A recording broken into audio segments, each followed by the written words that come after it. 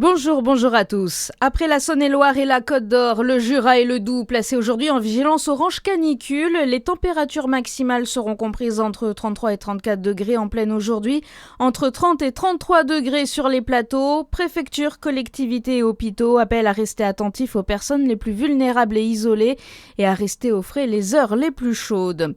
85,4% de réussite au bac dans l'académie de Besançon. Sur les 11 449 candidats inscrits, 9 783 ont été admis à l'issue du premier groupe d'épreuves, soit une hausse de 0,4 points par rapport à 2025.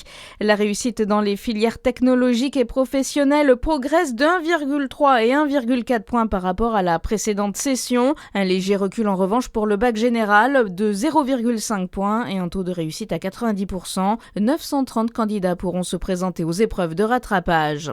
Le ministre de l'Éducation nationale attendu en septembre en Saône-et-Loire, Édouard Geffray, répond à l'invitation de Marie Mercier, sénatrice du département. Il doit répondre aux inquiétudes des maires confrontés aux fermetures de classes. Ces derniers ont le sentiment que tout est écrit d'avance et que la seule solution proposée par l'État consiste à réunir les classes au sein d'un regroupement pédagogique intercommunal ou RPI concentré. Dans votre actualité aussi, Marine Le Pen est candidate à l'élection présidentielle. La chef de file des députés RN l'a officiellement annoncé hier soir sur TF1, quelques heures à peine après sa condamnation. Elle a écopé de 3 ans de prison, dont 1 an ferme sous bracelet électronique par la Cour d'appel de Paris dans l'affaire dite des assistants parlementaires européens. Sa peine d'inéligibilité est également passée de 5 ans à 15 mois. Les lignes T1 et T2 interrompues pendant 1 mois à Besançon. Coupure dès lundi prochain afin de permettre la réalisation de travaux pour la mise en place du futur terminus Brûlard. 2 lignes de bus de remplacement assureront la desserte des stations habituellement desservies.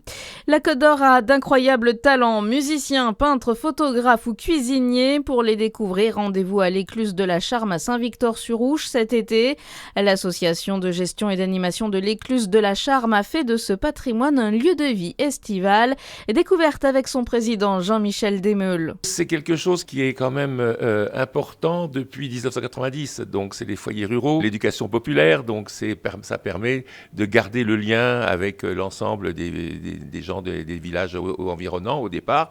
Et puis c'est de faire connaître tout ce qui est musique. Alors il y a des groupes tous les samedis soirs, des dîners-concerts, quelques vendredis soirs aussi. Donc on fait effectivement de la restauration, mais on fait des expositions, on fait des stages et on emmène les gens tous les dimanches en balade. Des propos recueillis par Charlie Chevasson. La trentaine de bénévoles vous accueille tous les jours de juillet à août.